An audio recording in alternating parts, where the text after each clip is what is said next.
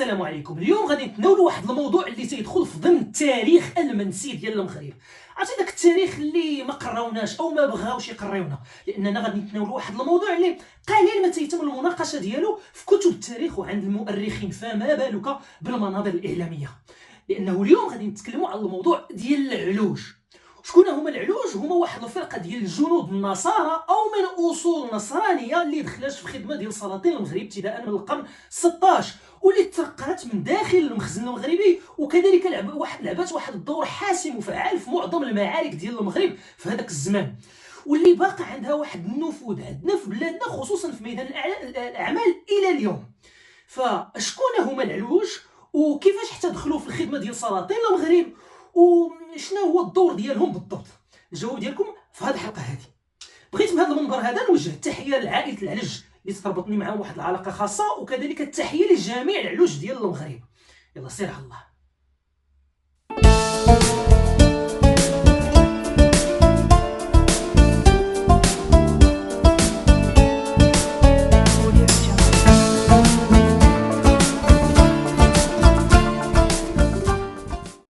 العلوج هو الجمع ديال لفظ العلج بكسر العاء، واللي تعني باللغه العربيه حسب القاموس أنص الرجل الشديد القوي الغليظ وهو كافر من الأعاجم. يعني بالعربيه التعرفت ديالنا هذاك الصوت الصحيح، داك الصعصع اللي ما تيقدر عليه حتى شي واحد، واللي هو في نفس الوقت قاوري وماشي مسلم. لكن في السياق التاريخي اللي تيهمنا واللي هو التاريخ ديال المغرب، فالعلوج كان تيتقصد بهم هذيك الفرقه ديال الجنود اللي كانوا من اصول اوروبيه مسيحيه، واللي كانوا ارتدوا على النصرانيه واعتنقوا الاسلام، ودخلوا في الخدمه ديال السلاطين مملكه غرناطه اولا، ثم من بعد من السقوط ديالها في الخدمه ديال السلاطين ديال المغرب، وذلك ابتداء من منتصف القرن 16 تقريبا. ولهذا السبب بالذات يعني الخروج ديالهم من الديانه المسيحيه، فالاوروبيين المسيحيين كانوا تينعتوا هاد العلوج باسم لوس رينيغادوس بالاسبانيه، لي غونيغا بالفرنساويه، او رينيغيتس بالانجليزيه، واللي هي كامله الفاظ مشتقه من الكلمه الاصل اللاتينيه رينيغاري، واللي تتعني المرتد او اللي نكر يعني الخائن. الان كاين هناك العديد ديال العوامل اللي تتفسر الانتقال ديال هاد العلوج من النصرانيه نحو الاسلام والدخول ديالهم تحت الخدمه ديال سلاطين المغرب. فالبعض منهم اسلم بقناعه، وهادو هما بوجه الخصوص العلوج اللي هما الاحفاد ديال الموريسكيين، واللي هما هادوك الاندلسيين المسلمين اللي كانت تفرض عليهم التنصير وصبحوا نصارى ولو بشكل سطحي، وما عمرهم ما انسجموا في المجتمع الإسباني المسيحي، وبقات التمييز والاضطهاد تتمارس ضدهم. فهاد العلوج من أصول أندلسية كانوا حاقدين على الإسبان، وبوجه الخصوص على الكنيسة وعلى الملوك الكاثوليك، ولهذا السبب فارتدوا على الديانة النصرانية ورجعوا في حالاتهم للديانة الأصلية ديالهم اللي هي الإسلام. وكانوا هاد العلوج الأندلسيين تيحملوا واحد الاسم من داخل المنظومه ديال العلوج اللي هو خاص بهم، واللي هو لوس إلج، واللي هي واحد الكلمه مشتقه من اللفظ العربي الاصل العلج. لكن ما خصوش يتفهم هذا الكلام بانه العلوج هم من اصل موريسكي مسلم انتقلوا للنصرانيه لفتره ورجعوا للاسلام فيما بعد، فهذا التصور هذا خاطئ. فالاغلبيه ديال العلوج هما فعلا من اصول نصرانيه اوروبيه انتقلوا للاسلام. فالبعض منهم اسلم مكره، يعني بزز منهم، وهادو غالبا هما الاسرى ديال الحروب او المختطفون من الثغور البرتغاليه والاسبانيه اللي كانوا على السواحل ديال شمال افريقيا وديال المغرب خصوصا، فباش يفلتوا من العقاب ويفلتوا من المصير الكئيب ديال السجون المغربيه ديال القرن 16 كانوا تيعتنقوا الاسلام ويدخلوا في الجيش المغربي. البعض منهم الاخر سلم بالطمع، يعني شاف الدخول في الخدمه ديال السلاطين ديال المغرب والمشاركه في هذوك الحملات العسكريه اللي كانوا تيقوموا بها واحد الفرصه في الاغتنام وفي الربح ديال الاموال الطائله. والبعض منهم الأخير سلم من أجل المصلحة. فالكثير ديال العلوش لقاو في هذا الإسلام هذا واحد النوع من الحماية من عند الدولة المغربية، وهنا تنقصد بوجه الخصوص القراصنة اللي كانوا تيعملوا النشاط ديالهم والحملات العسكرية ديالهم في البحر، فكانوا تيلقاو في الموانئ المغربية واحد النوع من المأوى، واحد النوع من الحماية لما كانت تضيق عليهم الأحوال وتيعانيوا من المضايقات ديال القوات الأوروبية. ها احنا الان عرفنا شكون هما العلوج. يقدر يتصور البعض بانه هاد العلوج هادو كانوا واحد المجموعه ديال 10 ولا 20 ديال الناس اللي كانوا مثابه مرتزقه بالنسبه للسلطان ولعبوا واحد الدور ثانوي في التاريخ ديال المغرب. هذا التصور هذا خاطئ، لانه الفرقه ديال العلوج كونات واحد الفرقه نظاميه معترف عليها رسميا من داخل الجيش المغربي، بل اكثر من ذلك انهم كانوا تيشكلوا النخبه في الجيش، بحيث انهم كانوا متمكنين الاسلحه الناريه، ولهذا السبب فتسمى بجيش النار. ولعبوا واحد الدور مهم في مختلف المعارك ديال المغرب في القرن 16 و17.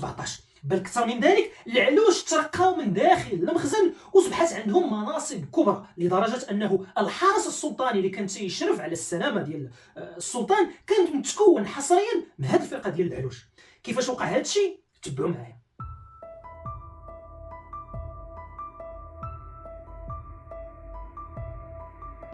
الاضطرابات العميقة اللي غادي يعرفها المغرب مع نهاية القرن 15 وبداية القرن 16 في العهد ديال الدولة الوطاسية، واللي غادي تسبب في السقوط ديال العديد من المدن الساحلية المغربية تحت السيطرة الإسبانية البرتغالية، غادي يؤدي بالسلاطين السعديين أو الزيدانيين اللي غادي يجيو من بعد أنهم يقوموا بإصلاحات شاملة وتغييرات عميقة على مستوى الجيش المغربي باش يمكنوه أنه يرفع التحديات يعني ديال العصر الراهن.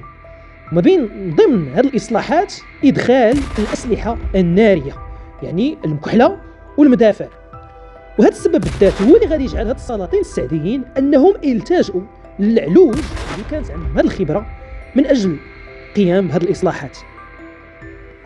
الآن اللجوء ديال السلاطين المغاربة لجيوش نصرانية أو من أصول نصرانية ما هيش ظاهرة جديدة في القرن 16، وإنما هو أمر ثابت منذ على الأقل عهد الدولة المرابطية. لكن في القرون الأولى كان هذا اللجوء لهذه الجيوش النصرانية ظرفي وبشكل المرتزقة، يعني تيخلصوا هذه الجيوش النصرانية اللي تتقوم بواحد المهمة في واحد الزمن المحدد ثم تنقطع العلاقة من جديد. اللي غادي يتغير في القرن 16 هو أنه السلاطين المغاربة غادي يغيروا المنظومة ديال الجيش المغربي وينقلوها على المنظومة ديال الجيوش العثمانية والإسبانية اللي كانت تتعد من ضمن أقوى الجيوش في هذاك الزمان. وعلى غرار جيش الانكشارية مثلا عند العثمانيين أو جيش لوس تيرسيوس عند الإسبانيين، فالسلاطين السعديين غادي يشكلوا فرقة العلوج اللي كان غادي تصبح واحد الفرقة المستقرة الثابتة من داخل الجيش المغربي، واللي كانت مخصصة للأسلحة النارية اللي كانوا بارعين فيها. بل أكثر من ذلك أنه في العصر ديال السلاطين السعديين عبد الملك ثم من بعد خاه أحمد المنصور الذهبي، وخصوصا من بعد الانتصار الكبير يحرز المغرب في معركة واد المخازن واللي لعبوا فيه العلوج الدور الحاسم، غادي تزيد تقوى المكانة ديال هاد العلوج من داخل المنظومة العسكرية المغربية، بحيث أنه غادي تصبح فرقة العلوج هي النخبة بالنسبة للفرق الأخرى اللي كانت تتكون الجيش المغربي. وبعض القادة ديال العلوج غادي يستطيعوا أنهم يترقاو ويصبحوا يشغلوا أعلى المناصب من داخل الجيش وكذلك في الدولة يعني في المخزن. ومن المعروف أنه في العهد ديال السلطان أحمد المنصور الذهبي كان الحرس السلطاني اللي كان تيشرف على الحراسة وعلى السلامة الجسدية ديال شخصية السلطان متكون حصريا من العلوج. وهذه القضية هذه راجعة ليس لواحد التألق المزعوم ديال العلوج على المستوى العسكري والقتالي، بل لواحد التصور كان يعتبر الفرق الأخرى من مكونة للجيش المغربي على المستوى المحلي بحال مثلا جيش أهل سوس وقبائل ولاد جرار وجيش الشراقة وجيش الأعراب، كان يعتبرهم أقل وفاء للمخزن من فرقة العلوج. فالعلوج ونظرا لانعدام العلاقة ما بينهم وما بين باقي المكونات المجتمع المغربي كانوا أكثر وفاء وإخلاص للمخزن وخصيصا لشخصية السلطان بوجه الخصوص. وأحمد المنصور الذهبي كان تيرجع لهم هذا الإخلاص وهذا الوفاء بواحد الثقة الكاملة. وهنا باقي خصني نقول لكم بأنه هذه الفرقة ديال العلوج واللي كانت الأصول ديالهم مختلفة، إسبانية، إيطالية، فرنسية، هولندية، إنجليزية إلى آخره، ولو أنهم كانوا تلقاو واحد التربية واحد التكوين الإسلامي، إلا أنهم كانوا احتفظوا في الكثير ديال الأحيان بالطقوس المسيحية الأصلية ديالهم، وأصلا فباقي المغاربة كانوا تيعتبروهم منصارى. ومع ذلك فالمخزن واللي كانوا تيشغلوا فيه أصلا المناصب الكبرى كان تيعاملهم واحد النوع من التسامح، واحد النوع من المرونة، مادام أنهم ما كانوش تيتسبوا في واحد يعني تصرفات اللي هي معادية للإسلام أو شي تصرفات اللي غادي تقدر تؤدي إلى فضائح. وهنا غادي تقدروا تقولوا لي السي سليم دابا واحد 10 ولا 15 دقيقه وتتحكي لنا على العلوج والدور الكبير اللي لعبوه من داخل الجيش والدوله في المغرب، وفي نفس الوقت ما عندنا حتى شي اثار وما كاين حتى شي مراجع ولا مصادر تتكلم على هذا الموضوع. صحيح انه المراجع والمصادر اللي تكلمت على العلوج هي شي حيحه، وربما لانه كان واحد السعي في المحو ديال الدور اللي لعبته هذه الفرقه في التاريخ ديال المغرب. لكن من جهه اخرى عندنا بعض الشهادات ديال مثلا شعراء وكتاب بحال مثلا الفشتالي اللي كان في البلاط ديال الدوله السلاطين السعديين، واللي جابنا بنماذج حيه على هذا العلوج والدور الكبير اللي لعبوه في من داخل الدوله السعديه. وفي هذه الفقره اللي غادي تجي من بعد غادي نعطيكم بعض الامثله والنماذج.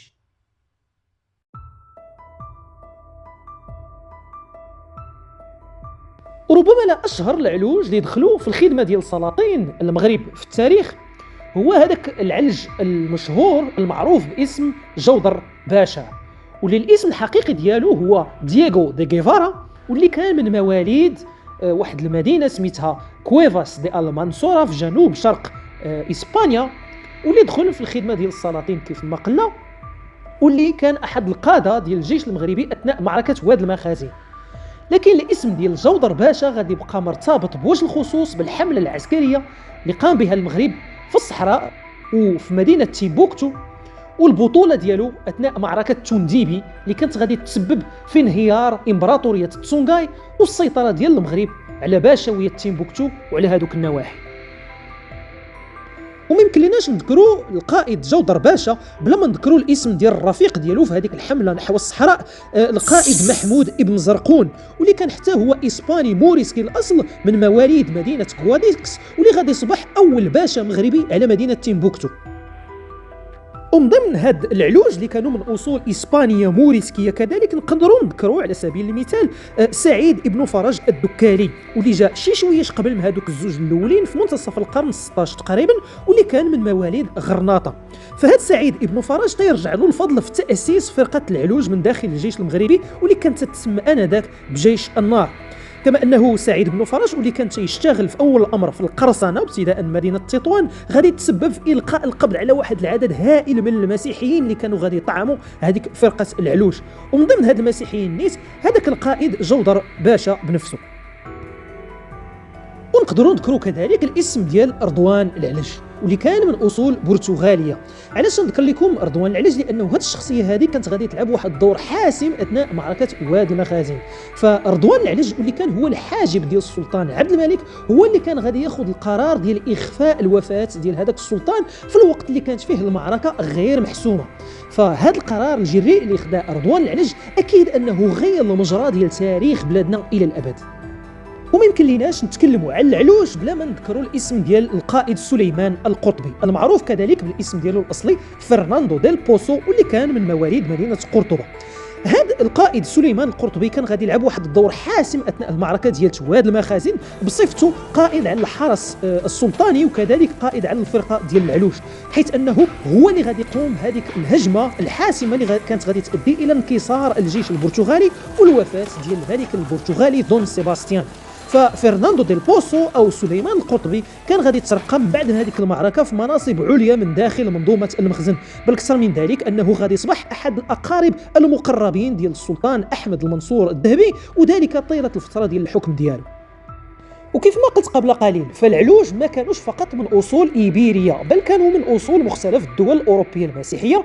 ونقدروا نذكروا من ضمن هاد العلوج اللي ما كانوش ايبيريين القرصان السلاوي المشهور مراد الرئيس، واللي كان هولندي الاصل، واللي كان الاسم ديالو الاصلي هو يان يانسون، واللي كان تعين امير البحر، ودخل كذلك في الخدمه ديال سلاطين المغرب خصيصا في اواخر العهد ديال الدوله السعديه. وفي هذا الصدد نقدروا نذكروا كذلك هذوك العلوج النقالزه، بحال مثلا هذاك العلج اللي تيقولوا ليه توماس بيلو، واللي الاسم ديالو المسلم مجهول، واللي كان احد القاده العسكريين البارزين في العهد ديال المولى اسماعيل في العصر ديال الدوله العلويه بدايه القرن 18. وكذلك احمد العلج الانجليزي في اواخر القرن 18 في العهد ديال المولى محمد بن عبد الله، واللي كان هو مهندس معماري غادي يساهم بشكل كبير في واحد العدد ديال التحصينات ديال البنايات في هذاك العهد، بحال مثلا باب المنصور العلج في مدينه مكناس، او بنايه هذاك الباب ديال ميناء مدينه الصويره. واخيرا خصنا نقولوا بانه الظاهره ديال اللجوء للعلوج غادي تبقى مستمره الى حدود بدايه القرن 19، حيث انه تلقاو في العهد ديال المولى عبد الرحمن واحد العلج فرنسي الاصل سميتو ليوتنون سولتي، واللي كان ضابط في الجيش الفرنسي قبل ما ينتقل للخدمه ديال هذاك السلطان، واللي غادي يصبح معروف باسم الحاج عبد الرحمن العلج، واللي كان حتى هو مهندس معماري، واللي الضريح ديالو باقي متواجد الى اليوم في مدينه فاس في الروضه ديال الباب المحروق. سيدنا الموضوع ديال العلوج ما نالش النصيب ديالو من الاهتمام ومن الانتباه من طرف المؤرخين المغاربه عبر العصور، بالرغم من بعض المحاولات في السنوات الاخيره، وذلك مقارنه مع هذا الدور الجوهري والمهم اللي لعباته هذه الفرقه هذه ابتداء من القرن 16 في بلادنا. وهذا الموضوع هذا تيزيد يعزز لنا بانه يعني الهويه المغربيه والتاريخ المغربي هو واحد المركب، واحد الخليط جد متنوع من مختلف مكونات امازيغيه وعربيه وافريقيه وحتى اوروبيه، وكذلك من الجهه الدينيه الاسلاميه واليهوديه وحتى المسيحيه، وما يمكنليناش نقتصروا على واحد المكونه او ذاك. سيدنا نشكركم على حسن التتبع والى اللقاء.